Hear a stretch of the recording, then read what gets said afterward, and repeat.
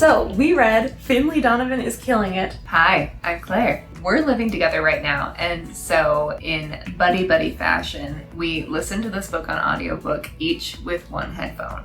And so we experienced it together and would pause it to talk about it. And so we have a lot of thoughts, and some that we've already shared with each other, and some we will hash out on camera for you. Finlay Donovan is a single mom, author, and things aren't going so well. She is hashing out her latest book with her publisher, and she's talking about her murder, and her last murder was so clean and they better pay me more for the next one, and someone overhears her and thinks that she's a killer for hire. And so the woman who overhears her offers her money to kill her husband. Finlay then accepts the job and drama ensues. Yeah, and I thought this book was pretty good. Like, not the best thing I've ever read, but fun. I think, and I don't know if you agree, but that this book has a high rereadability stat. I would be happy reading it again, even knowing how it all turns out, just for the emotional arc of it. Yeah, I feel like that's kind of where it comes into the genre of like cozy mystery, where it's like your comfort book, or you can reread it and, you know, like still enjoy the wild roller coaster you get to go on. Yeah, at the end she was asking me like, so what genre is this? I'm like, I've heard it described as cozy mystery, but it's not like really a mystery. I have a bone to pick with that genre label. Because it's pretty much, I don't want to say it's a train wreck, but Finlay as a character is kind of a mess. I would debate that she has a little bit of a character arc in this book, that she becomes less of a mess and starts getting her life together a little bit. But I'm hoping that in book 2, which we're planning to read as well, that we get to see more of her becoming more capable and more intentional with what she does. So I would debate that Finlay doesn't have a character arc. Which is honestly one of the things that... Maybe not an arc, but like a little hill. Like a little, like... Let me draw your attention to the ending of this book. When Finlay has decided to leave the contract killer life behind her, and then she still opens the envelope with her next job on it because she's too curious. And that's like how she got into this whole thing in the first place. Well, maybe not in that part, but in the like not being able to face any of her problems or sit down and write, her relationship with her husband, those all change. Yeah. I'm wrong. But her feelings about being a killer, there's more development to happen there for sure. What I want to happen in the second book is her and Vero, and we're going to read it, so like we'll see. They accept another job or something. They become more intentional about actually killing someone and not just killing someone on accident. And then what I would like to see is them accepting a job and trying to be intentional about killing someone, but not being able to, failing, not even being able to kill them on accident, and having to deal with the repercussions of not being able to accomplish what they accepted to do. Dude, I love all these ideas. I think this is one of like the strengths of this book, is that it sets up real nice for a sequel. Like everything is just like perfect dominoes, where you know there's like another train wreck looming on the horizon, and there's all these nice like relationships that have been building. That being said, really close to the end of the book, I was like, how is this gonna wrap up nicely? But then when they like find the other bodies and Andre gets killed, and then that sets up Felix to be in jail, it like ties it all up really nicely, that if I didn't want to read the second book, I would feel satisfied with where it ended. So and I know that's important to you, that you care about that happening in a first book of a series, that it's its own book. And so this, like if you wanted to read it as a standalone, you definitely could. So one of the things that I think we agree on is Finlay's entertainment value as a narrator. And I want to talk a little bit about a part of Finlay's character that I think I understand better than you do as a mom. So I have a 3-month-old, and so Finlay's kids in this book are older than this, but like part of the like having to schedule your life around your kids, like loving them so much but also having other things to do with your life, I related to in a way that you probably didn't. The thing that intrigues me most about Finlay's character is connected to her being like a writer and having the personality trait of having like an overactive imagination. Yeah. Like we were discussing this a little bit, like she's always coming up with theories about like who's killing who and what's happening, and her theories are wild and not based in facts or real clues most of the time. I think there was a couple times where Finlay kind of goes on this spiral of like, oh, here's how it happens. But because it's not really based on any real evidence, you as a reader are kind of like, Like, the first time that she did this, at least that I remember, is when she first thought someone else killed Harris. And it was just based on her hunch that she thought she didn't close the garage door. At the beginning of the book, when Finley's saying this at first, we're like... For like 90% of the book. Finley, you already seem like kind of a forgetful person. Maybe you just forgot that you closed the garage door out of habit. And then towards the end of the book, where she's thinking that it was Patricia's boyfriend who closed the door, we don't even know anything. Is that her name? Patricia? Yes. Patricia Mickler? Okay, we don't even know anything about Patricia. Not even her name for sure. Okay, we don't even know anything about Patricia's boyfriend other than, like, he had a belt on and he liked Patricia.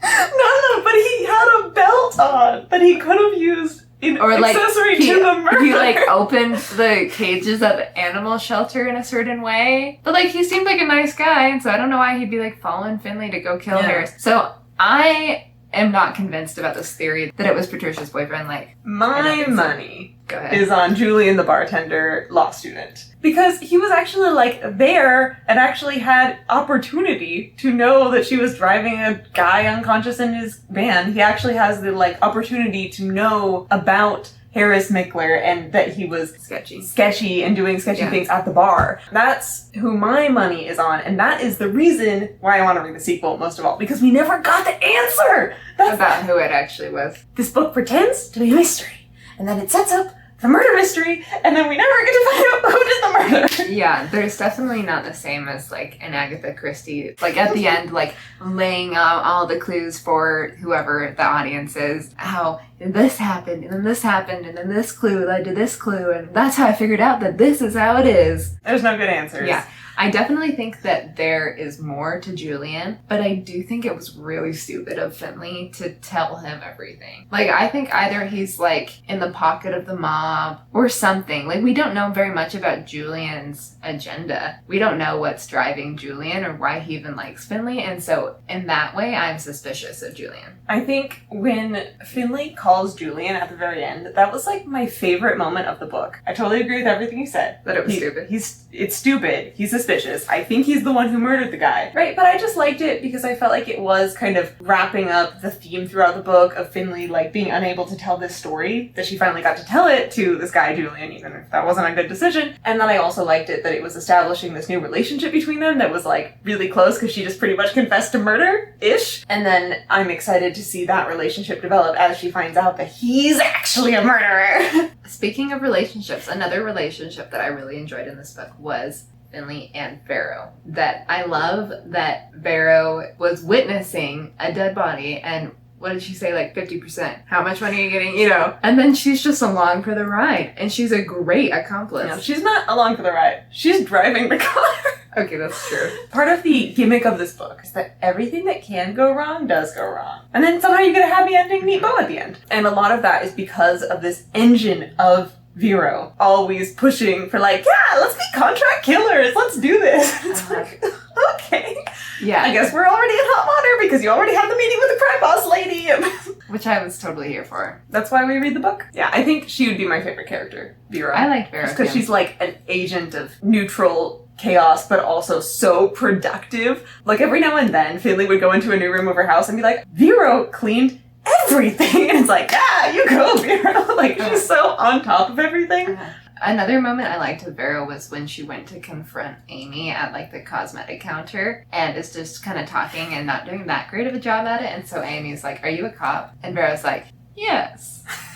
Top tier entertaining. So, in this book, it's not really a romance, but Finley does have two love interests in the course of this book. So there's romance subplot. That it's not really a romance genre book. I love a good romance subplot in my drama books. I'd much rather Finley get with Julian for the drama of him being the murderer, calling it. And I really didn't like Nick, her other love interest, because I felt like he was way too pushy. Like physically pushy?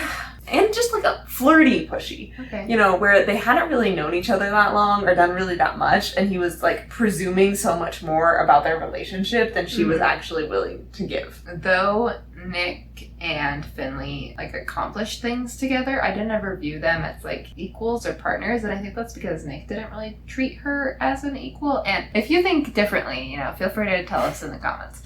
Nick maybe was underestimating Finley, like and actually didn't know what was going on. I never really understood why Nick, or I guess Julian for that matter, was into Finlay.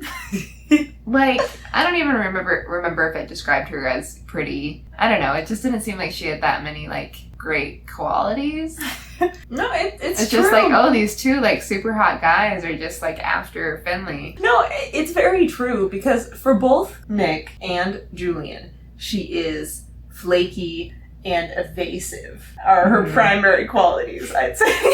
Yeah. And, like, sometimes she does say clever things in her own head. Like, she's not even saying that much clever things. I feel like this is, like, a similar vibe, too. This happens a lot in movies where there's, like, ugly, disheveled guy, like, just kind of a loser, who somehow gets the hot girl. And I don't know why this is a movie trope. It happens all the time. But I feel like that's kind of reverse what's happening in this book. That there's this disheveled girl, isn't a very good communicator, doesn't really flirt with them, but they're into her nonetheless. So, and not just like a little casual texting into her, but like wanting to make out with her. Maybe I missed the paragraph where it talked about all of Finlay's attractive qualities, but sweet. So Chloe would give this book 4 stars. Yeah, I think me too. But I like give all books 4 stars. And 3 stars would be like, I didn't really like it. So this is in the middle. I liked it. You know, doing pretty good. 4 stars is good enough that I'm excited to read the sequel. Like, yeah, pumped. Me too. We have it checked out on audiobook, so we're going to start it. And we said we have some predictions, hopes about what happens in the second book. And there's a third, too, right? Coming out? Coming out, yeah. So Chloe designed this cool thing called Booktone. I highly recommend that you watch her video on it. It's super insightful and helps you understand your reading preferences in a way that you might have never thought about them before. And the book tone, the reader personality type for this book is Vermilion Red, which means plot-focused and emotionally driven. Which is one of my favorite types of books. My book tone was New York Pink, which is also plot-focused but more intellectually driven. Things like the mystery actually makes sense. Let's talk about this for a second. Mm-hmm. If the mystery actually made sense in this book, would we like it more? Yes. Alright. Would you like it more? Yes. Chloe said that, like, for the emotionally driven books that can be kind of described as, you just have to turn your brain off a little bit. You just have to ignore the parts that don't really make sense. And that's Finlay Donovan. That's one of a weakness of this book. Now, I think that if the mystery had more of a whodunit, clues along the way, this would be a 5-star book for me. And if Finlay was 4-star for me. Well, I think, and if Finlay was, like, a little bit more likable or had, like, a little bit more development. Yeah, I think what would make this a 5-star for me would be 1, mystery making more sense. Yeah. But then 2, I think even more important to me is if we had even more of like a character arc. Like at the end, when they're contracted to kill Andre, and Andre accidentally kills himself in a different train wreck of a scene, I would have liked it better if, in defense of her own life, Finlay had decided to kill him. Right, yeah. Development. It was like in defense of her own life, yeah. Like actually like making a decision to like go down this path. Because she's always just kind of like stumbling into these new paths. And I would have liked some more intentionality on her part. Or if, like, with Andre, if she had at least had, like, an internal dialogue of, like, okay, I'm going to throw the dirt, and then I'm going to, and, like, had a plan to finish it out. And even if he did, like, accidentally still shoot himself, if we had seen that, like, exactly. What's the her character plan? beat. Yeah. Her actually, you know, like, having some real change. I know you made a very good case for her actual changes with the relationship and her writing, but I didn't feel it in my soul. Yeah, okay. Anyway. Have you read this book? What do you think of it? Let us know in the comments. Subscribe for more videos on Frizzle Fridays, and thank you for watching. Bye.